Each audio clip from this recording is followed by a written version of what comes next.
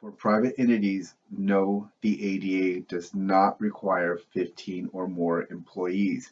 This question, I get this question so much, and the reason why I do is because it's not clearly answered. I just looked for 3 hours searching on Google, changing my searches, trying to find the answer to this, and I could not. And the reason why I couldn't is because Google's trying to get fancy with the searches, and people just don't answer it or they get it wrong. And so here is the answer, and this is the correct answer. The ADA has different titles to it. Title One concerns employment, and that mandates the 15 or more employees to fall under the Americans with Disabilities Act. So that's where that comes into play. It's just in concerning employment there. So it's a completely separate title from Title III. Title III is only concerned with places of public accommodation. And if you have a place of public accommodation, it doesn't matter how many employees you have because you are open to the general public and therefore you need to be accessible. Now, a lot of people are watching this video right now because they're looking at ADA website compliance. And so that's going to invoke Title III.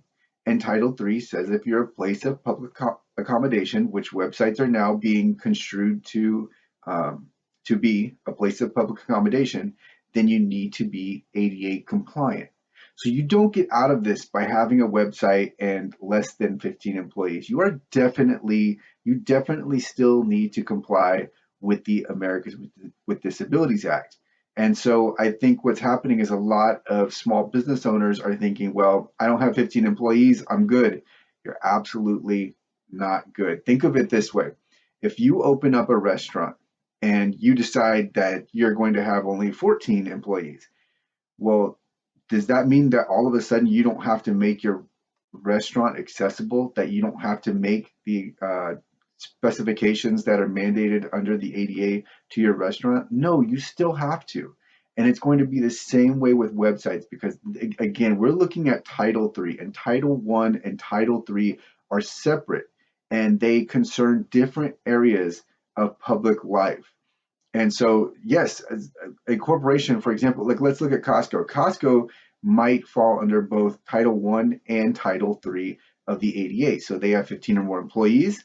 They need to make sure that they make reasonable accommodations for those employees, but they are also a place of public accommodation, and they need to make sure that they are accessible to the general public.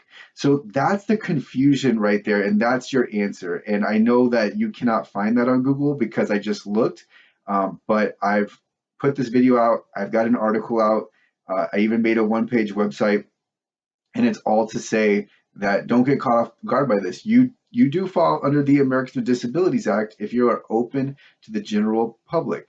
And the part of the ADA is part of the confusion in this is that websites were not contemplated by the ADA, and currently the ADA is being liberally construed to include websites. But there's no legal prescription. There's nothing in the law. There's nothing in the regulations that says exactly what private entities in the U.S. need to do to make their website ADA compliant. Now, do we want things to be accessible? Yes, but we want there to be a precedent. We want there to be a law that exists that it tells us exactly what we need to do, and that isn't the case right now. So the law is being made up as we go along based on the liberal construction interpretation of the Americans with Disabilities Act. So that's what's happening.